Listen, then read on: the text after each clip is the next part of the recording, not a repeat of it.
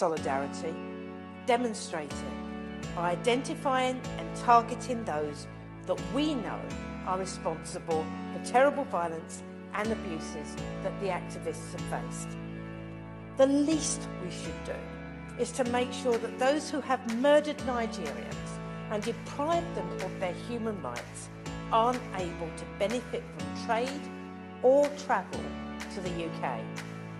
In my view, that should include the leaders of the government and the military who are even now, refusing to allow transparent and fair investigations to happen and for justice to be implemented. What I want to hear from the Minister today is that a list of Majinsky, I can never say that word properly, sanctions is being created and action against those on that list taken in weeks and not years. Our role in this must be, I think, to work with all that we can to identify those responsible and ensure justice is done.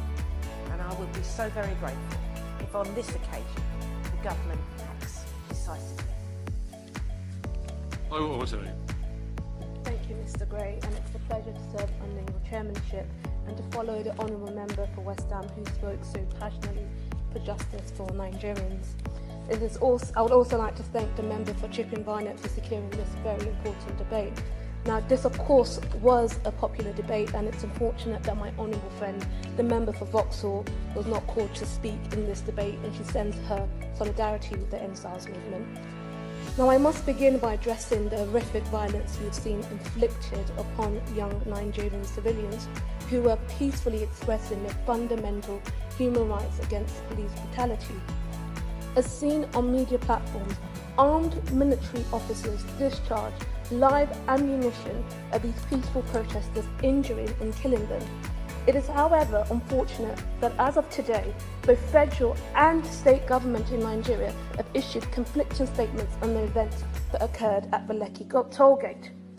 This has left us with a series of yet still unanswered questions. Who exactly ordered the military to shoot live ammunition in a civilian territory?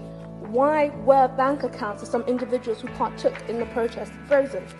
Mr. Chairman, if a democratic country deprives its people of their aspiration, livelihoods and voices, strips its people from their loved ones, forces them into hiding and instills fear of retribution through violent attack on free speech, then that country can only be a dictatorship disguised as a democracy. Is Nigeria a dictatorship? Now, having now asked this question, I leave the Nigerian public to decide that for themselves. I must now address the question of sanctions, which is what we are here to discuss. If we can ensure that these sanctions will not negatively impact civilians, whether directly or indirectly, then I do support a travel ban and asset seizure sanctions on individual officials found responsible.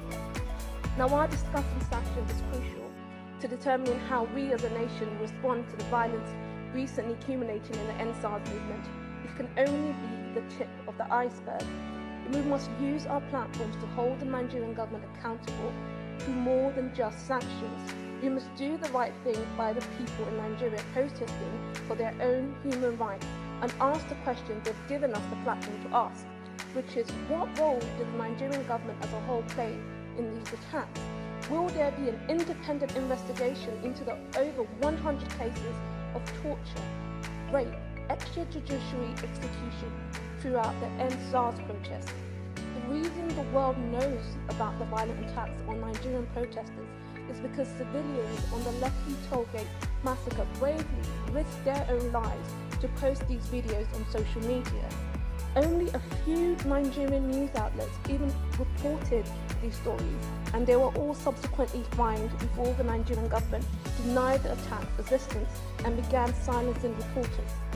Agencies and individuals have since blamed one another. No one seems to be taking the responsibility. Nigerian civilians risked everything to give themselves a voice, and that they used to expose the atrocities inflicted upon them. And today, 4,000 miles away, the Nigerian government is strangling that voice with a proposed social media censorship bill. We must demand transparency of what is happening to civilians and amplify that news using our platform. We must continue to seek clarity on what happened on October the 20th when power was cut from the Lekki tollgate and SARS police forces began spraying protesters gathering there with bullets. Now, I'm sure that many of us have seen the footage of peaceful protesters linked armed in arms, singing the Nigerian anthem as they were indiscriminately gunned down. Now is the time to hold officials to account for their crimes against humanity that they have embarked on. So I call for an impartial human investigation into these human rights violence and to begin a process to secure justice for victims and their family. As we try to make sense of the incidents, we must ask uncomfortable questions of ourselves. I'm referring to the fact that British officials trained SARS police squad from 2016 up until this year, 2020, and they also trained the Nigerian army. And we have to ask, what did this training actually entail? Could it have prevented escalation of this kind? As a proud British Nigerian, I implore the Minister and colleagues across the House to pursue answers to these questions and do what it can to facilitate Nigerians' fight for freedom. Now is the time to hold officials to account for their crimes against humanity that they have embarked on.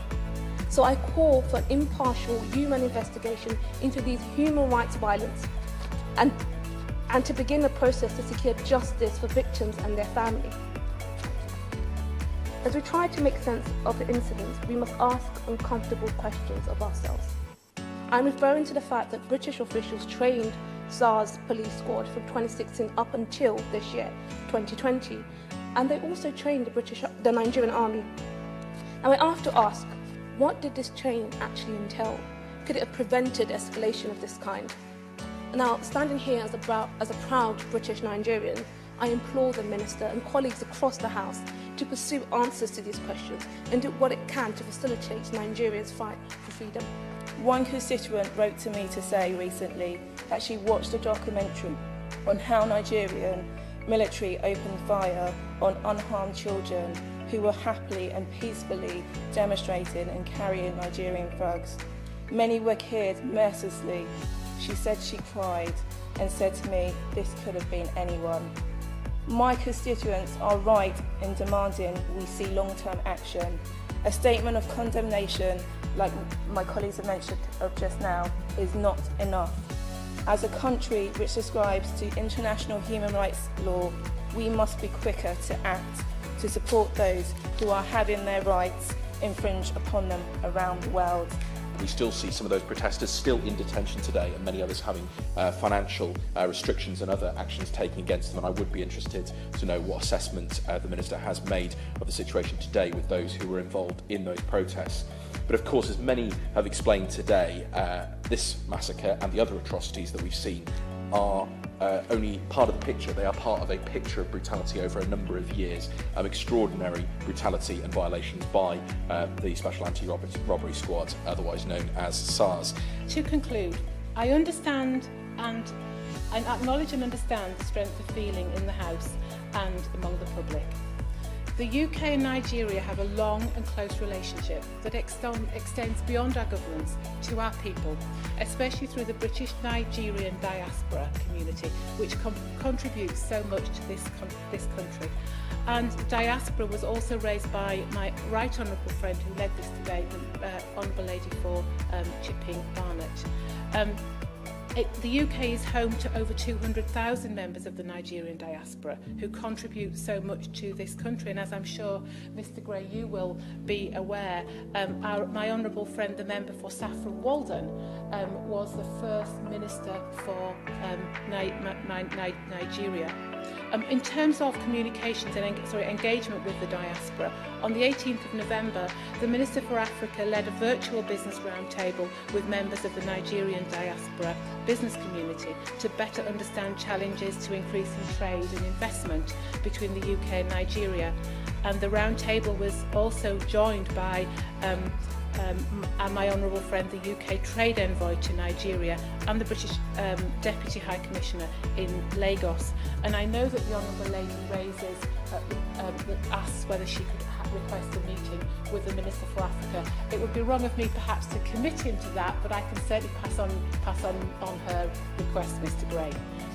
But this government will continue to press the Nigerian government and its security services to uphold human rights and the rule of law, to investigate all incidents of brutality, illegal detentions and the use of excessive force, and to hold those responsible to account. We will closely monitor the Judicial Panel of Inquiries and continue to advocate for investigations into police brutality. The government will consider its options as the panel's work progresses. The government would also continue to work with the Nigerian government and international and civil society partners to improve the accountability and transparency of the Nigerian police for the benefit of all Nigerians. Please subscribe to this channel. Please subscribe. Please subscribe. Subscribe. Share this video. Subscribe to this channel. Tell your friends to subscribe to this channel. Subscribe to this